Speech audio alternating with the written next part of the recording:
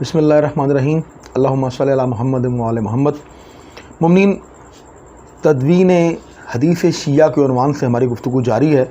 گزشتہ نشست میں ہم نے آپ سے ان صحابہ اکرام کا تذکرہ کیا تھا جنہوں نے رسول اللہ سے حدیث کو محفوظ کیا، کتابی شکل میں درج کیا، اور انشاءاللہ آج کی نشست میں ہم آپ سے چند تابعین کا ذکر کریں گے جو امیر المومنین کے صحابی بھی تھے اور تابعین بھی تھے، اور انہوں نے حدیث پیغمبر کو اور فرمان یعنی کلام امیر المومنین علیہ السلام کو جمع کیا اور ایک کتابی شکل میں اس کو مدون کیا، اور بعد میں انہی کتابوں کو دیگر ذریعوں سے وہ کتابیں ہم تک پہنچیں اور وہ ہماری کتب اصول میں شامل ہیں۔ تو جس ہستی کا سب سے پہلے ہم آپ سے تذکرہ کریں گے وہ ہے جناب اصبغ بن نباتہ الکوفی۔ جی ہاں، ہماری جو دوسری گفتگو ہے بعنوان تاریخ کربلا، اس میں آپ نے یہ نام سن رکھا ہے۔ ظاہر ہے کہ وہ تذکرہ میں پہلے کر دوں کہ انہوں نے ایک کتاب مقتل حسین پہ، یعنی مولا حسین کی شہادت کے حوالے سے کتاب تحریر کی جس کا نام ہے مقتل اصبغ بن نباتہ، جس کا تذکرہ میں کر چکا ہوں اپنی دوسری سلسلہ گفتگو میں۔ بہرحال آج کی گفتگو کے حوالے سے جناب اصبغ بن نباتہ کوفی امیر المومنین کے خاص صحابی تھے۔ آپ امیر المومنین کی ایک اسپیشل فورس تھی، شرطۃ الخمیس۔ آپ نہ صرف اس کے ممبر رہے بلکہ اس کے کمانڈر بھی رہے، اور امیر المومنین کے بہت ہی خاص صحابی تھے، بہت قریبی صحابی تھے۔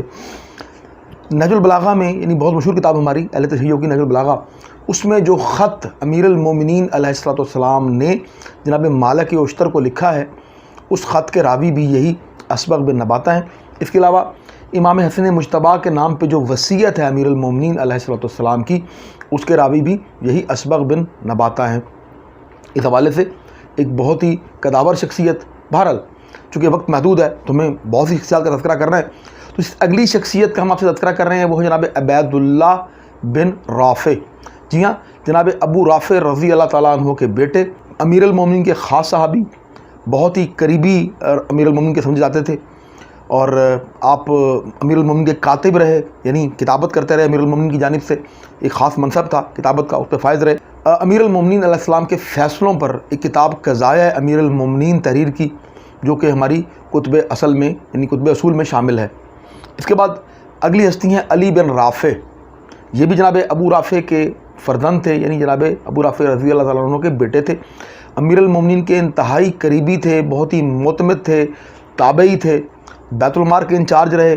انہوں نے فقہ، صلاۃ اور وضو کے اور دیگر موضوعات کو اکٹھا کر کے بہت سی روایات جناب امیر المومنین سے سن کے حفظ کی اور ان پر کتاب لکھی، اور اس کتاب کا تذکرہ ہمارے یعنی جو علم الرجال کے حوالے سے ہماری ایک بڑی مشہور کتاب ہے الفہرست للطوسی، جسے شیخ طوسی نے تحریر کیا، اس میں جناب شیخ طوسی نے اس کتاب کا تذکرہ کیا ہے اور اس کتاب کو ہماری کتب اصول میں یعنی کتب اربع میہ میں شمار کیا ہے۔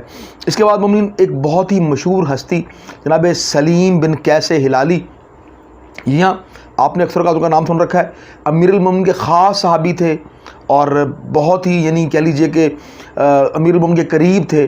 آپ نے بھی احادیث پیغمبر کو بزبان جناب امیر المومنین سن کر حفظ کر کے ایک کتاب تحریر کی جس میں ان احادیث پیغمبر اکرم صلی اللہ علیہ وآلہ وسلم کو درج کیا، ان کو جمع کیا، اور اس کتاب کا تذکرہ بھی شیخ طوسی نے اپنی کتاب الفہرست میں کیا ہے، اور اس کتاب کو بھی کتب اربع میہ میں شمار فرمایا ہے۔ اس کے بعد جو اگلی ہستی کا میں آپ سے تعارف کروا رہا ہوں ان کا نام ہے محمد بن قیس البجلی۔ یہ بھی بہت مشہور تابعی، امیر المومنین کے بہت ہی قریبی، اور ان کا تذکرہ بھی شیخ طوسی نے اپنی کتاب الفہرست میں کیا ہے۔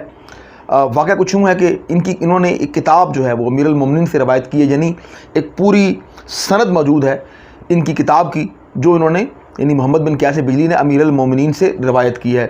اور اس حوالے سے ایک بڑا انٹرسٹنگ واقعہ جو آپ لوگوں کی گوش گزار کرنا چاہوں گا کہ جب اس کتاب کو سرکار مولا ابی جعفر محمد بن علی بن حسین علیہ السلام کے سامنے یعنی امام باقر علیہ السلام کے سامنے جب اس کتاب کو پیش کیا گیا تو آپ نے تائید فرمائی کہ جی ہاں، آپ نے یہ اس امر کی تائید فرمائی کہ یہ کتاب امیر المومنین کی ہے، یہ کلام امیر المومنین کا ہے۔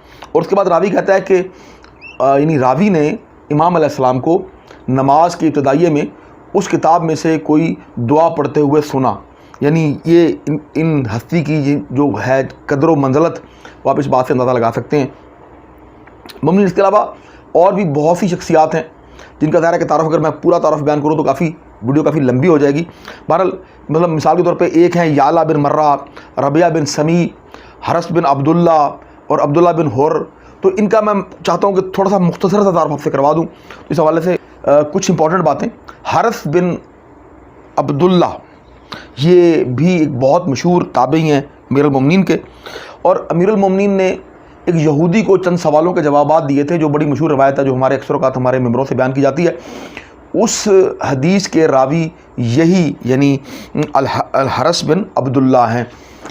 علاوہ جی مومنین اس میں ایک اور امپورٹنٹ بات کہ نہ صرف یہ کہ ان کو شیخ طوسی نے اپنی کتاب الفہرست میں جو ہے وہ ایک ان کی کتاب کا ذکر کیا ہے، بلکہ اہل سنت ایک بہت مشہور جو ہے مورخ ہیں جن کی کتاب جو ہے تقریب التہذیب جناب ابن حجر اسقلانی، انہوں نے بھی ان کا تذکرہ کیا. ہاں البتہ انہوں نے ان پر رفض کا الزام لگایا، یعنی ظاہر ہے انہوں نے کہا نہیں تھا کہ یہ شیعہ تھے، اور ان سے صرف 2 حدیثیں جو ہیں وہ جو ہے امام نسائی نے اپنی کتاب جو ہے سنن نسائی میں روایت کی ہیں.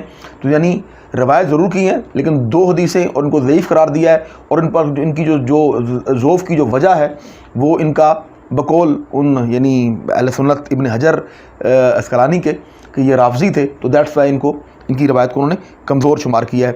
اس کے علاوہ مومنین جناب عبداللہ بن حر یہ بھی ایک بہت بڑا نام ہے، بہت جلیل القدر تابعی ہیں امیر المومنین علیہ الصلوۃ والسلام کے. جناب امیر مختار کے بھی ساتھی رہے، ان کے ساتھ ان کی نیابت میں انہوں نے جنگ بھی کی قاتلان امام حسین علیہ السلام سے، اور ان کی جو کتاب ہے اس کو بھی اس کا تذکرہ بھی ہماری یعنی جو کتابیں ہیں شیخ نجاشی نے اپنی کتاب میں جو ہے اسمعی مصنفی شیعہ جو کتاب ہے علم الرجال پہ یعنی شیخ نجاشی کی ابو عباس نجاشی کی، اس میں ان کا تذکرہ ہے. اس کے علاوہ ہماری ایک بہت مشہور کتاب ہے علم الرجال پہ یعنی جو سید مہدی بحر العلوم نے تحریر کی، اس میں بھی ان کا پورا جو ہے وہ ڈیٹا موجود ہے. ایک کہہ لیجئے کہ کافی بلند پایہ شخصیت ہیں.